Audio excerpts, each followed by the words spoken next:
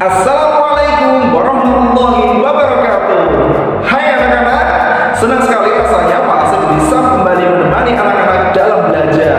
Tapi sebelum kita mulai pelajaran hari ini, kita berdoa dulu ya. Sikap berdoa. Hap. Before we start our lesson today, let's pray Basmalah together. Pray begin. Bismillahirrahmanirrahim. Amin. Sebelum kita kembali belajar, agar semangat kita jauh lebih menyala dan kita jauh lebih percaya diri, kita bernyanyi dulu ya. Lagunya seperti berikut. Goyang miring-miring, kok jadinya asik. Cak, wow, wow, cak, wow, wow. Anak-anak sudah pernah dengar lagu itu? Sekali lagi ya. Goyang miring-miring, kok jadinya asik. Cak, wow, wow, cak, wow, wow. Sudah mulai hafal? Sekali lagi ya.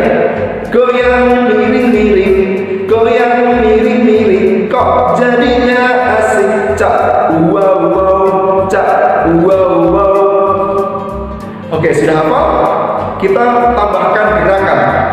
Tangan kirinya kita letakkan di samping. 1, 2, 3. Goyang miring-miring, goyang miring-miring, kok jadinya asik. Cak, wow, wow, cak, wow, wow. Goyang miring-miring, goyang miring-miring, kok jadinya asik. Cak, wow, wow, cak, wow, wow. Oke anak-anak, bagaimana? Anak-anak sudah jauh lebih bersemangat dan jauh lebih percaya diri, bukan?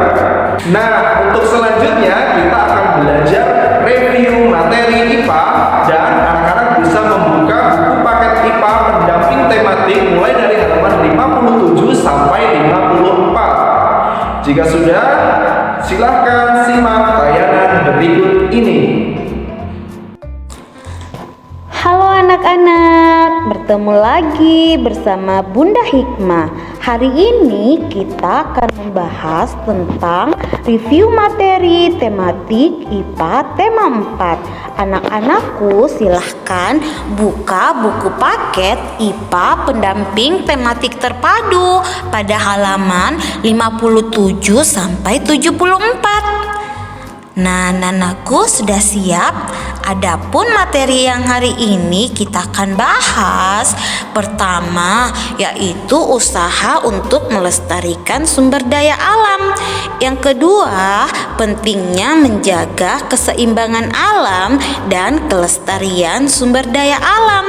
Yang ketiga yaitu contoh kegiatan menjaga keseimbangan dan kelestarian sumber daya alam. Yang keempat, pentingnya menggunakan teknologi ramah lingkungan. Dan yang kelima yaitu dampak pemanfaatan sumber daya alam yang tidak terkontrol. Dan yang keenam yaitu kegiatan pemanfaatan sampah sebagai upaya menjaga kelestarian alam. Baik anak-anak, kita bahas satu persatu ya supaya anakku lebih paham lagi. Yang pertama yaitu kita akan membahas tentang usaha untuk melestarikan sumber daya alam.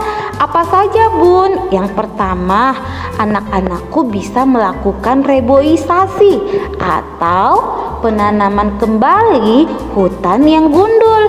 Kemudian yang kedua, anak-anakku dapat membuat tambak ikan dan udang di aliran sungai. Dan yang ketiga yaitu memaksimalkan penggunaan sumber daya alam. Jadi jangan boros-boros ya. Oke, selanjutnya materi kedua yaitu pentingnya menjaga keseimbangan alam dan kelestarian sumber daya alam. Kenapa? Karena bagi tanah kita dapat mencegah terjadinya bencana alam seperti banjir, tanah longsor, erosi dan lain sebagainya ya. Dan yang kedua yaitu bagi makhluk hidup, kita dapat menjaga kelangsungan hidup makhluk hidup seperti manusia, tumbuhan dan hewan. Dan yang ketiga yaitu bagi udara. Nah, tentunya dapat menciptakan lingkungan yang sehat dan tentunya bebas polusi ya. Berikutnya yang keempat yaitu bagi air, dapat menjaga pasokan sumber air bersih. Nah, anakku sudah paham kan? Berikutnya kita masuk di materi yaitu contoh kegiatan menjaga keseimbangan dan kelestarian sumber daya alam. Ada yang tahu contoh gambar yang ada pada slide anak-anakku ini kira-kira gambar apa ya? Ya, benar sekali, gambar pohon bakau. Jadi menjaga kelestarian pohon bakau dapat menjaga keseimbangan alam di daerah pesisir.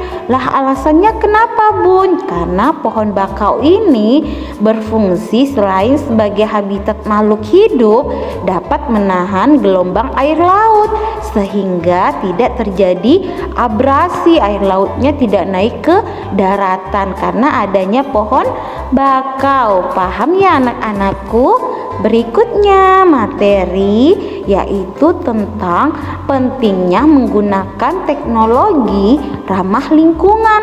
Kenapa, Bun? Karena yang pertama kita dapat mengurangi limbah, kemudian mengurangi resiko penurunan kondisi kesehatan, dan yang ketiga tidak menggunakan sumber daya alam yang terbatas. Dan keempat tentunya menghemat biaya produksi ya. Jadi kita tidak boros, uangnya anakku bisa ditabung. Oke, paham ya anak-anakku? Berikutnya yaitu kita akan bahas materi tentang dampak pemanfaatan sumber daya alam yang tidak terkontrol. Dampaknya apa saja, Bun? Yang pertama yaitu berkurangnya sumber makanan hewan. Yang kedua yaitu hilangnya habitat dan menurunnya jumlah populasi hewan. Yang ketiga yaitu rawan terjadi bencana alam seperti banjir, erosi, tanah longsor, dan lain sebagainya ya. Oke anak-anak, kita lanjut. Nah, ini materi terakhir nih. Ada kegiatan pemanfaatan sampah sebagai upaya menjaga kelestarian alam. Pertama ada redus. Redus yaitu kegiatan mengurangi pemakaian suatu barang. Jadi seperti anak-anakku nih kalau pergi belanja sama mamanya, ini jangan lupa membawa tas belanja sebagai pengganti kantong plastik. Dan yang kedua ada recycle, yaitu kegiatan mengolah kembali sampah jadi seperti menjadi pupuk kompos. Kemudian ada reuse, kegiatan menggunakan kembali benda yang masih layak pakai. Jadi contohnya nih anak-anakku apabila ada kaleng bekas susu, nah anak-anakku bisa bisa menggunakan kembali dengan menjadikan sebagai tempat pensil umpamanya, tapi dihias terlebih dahulu supaya lebih menarik ya. Kemudian ada replace, yaitu kegiatan memakai barang pengganti atau barang alternatif ya, yang sifatnya lebih ramah lingkungan dan dapat digunakan kembali. Jadi seperti anak-anakku menggunakan sapu tangan daripada menggunakan tisu, kan lebih boros ya. Sapu tangan kan lebih hemat, anak-anakku tinggal dicuci kemudian bisa digunakan kembali. Paham kan anak-anakku dari semua materi ini? Kalau sudah paham, berikut Bunda punya tantangan nih, yaitu silahkan kerjakan kuis yang Bunda telah siapkan di e-learning sekolah ya. Semangat anak-anakku. Iya, oke anak-anak. Anak-anak sudah lebih paham kan mengenai review materi IPA pada hari ini. Untuk itu, selanjutnya silakan anak-anak untuk mengerjakan kuis yang sudah tersedia di website e-learning. Selamat mengerjakan anak-anakku. Cukup sekian materi kita pada hari ini. Pak Sep akhiri. Wassalamualaikum